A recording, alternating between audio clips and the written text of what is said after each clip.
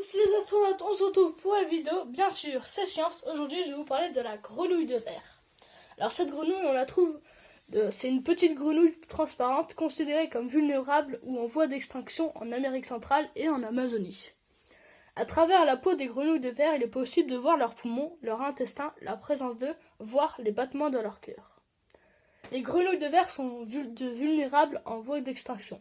Ces espèces sont en grande partie classées comme vulnérables ou en voie d'extinction par la liste rouge, par exemple à cause de son habitat forestier sur la côte vénézuélienne qui se dégrade. Pour sa part, la grenouille de verre est en danger. On ne la retrouve plus que dans 5 zones des pentes amazoniennes.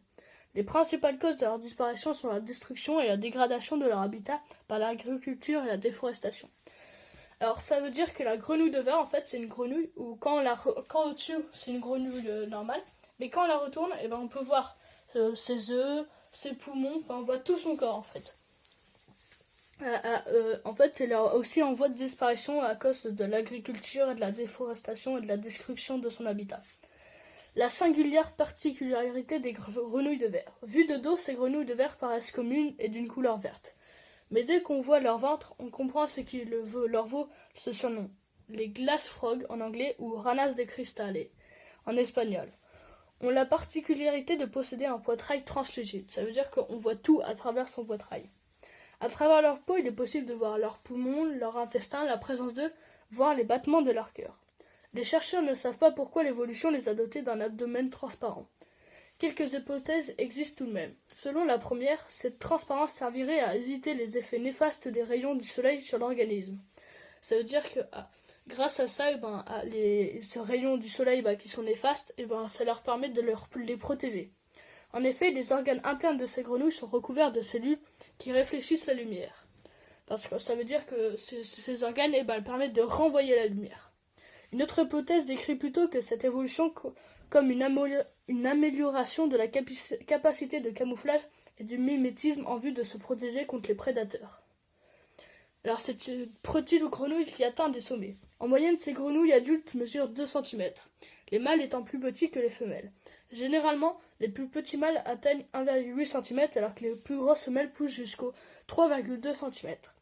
Leur aire de distribution s'étend en Amazonie. Il est possible de les rencontrer de 1800 à 2400 mètres d'altitude. Les mâles sont territoriaux mais attentionnés. Durant la saison des amours de mars à novembre, les mâles coassent dans le but d'attirer les femelles. Ils se disputent alors les feuilles qui offrent le meilleur site de ponte. Certains affrontements peuvent être violents car ces messieurs disposent d'épines osseuses situées sur leur patte avant.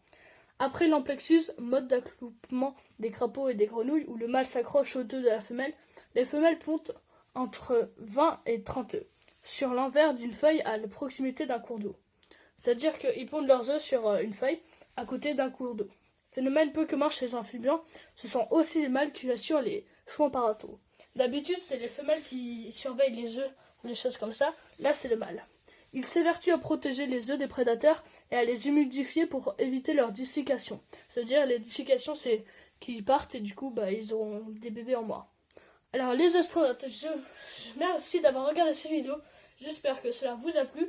Je vous demande de vous abonner et d'appuyer et de lâcher un pouce bleu.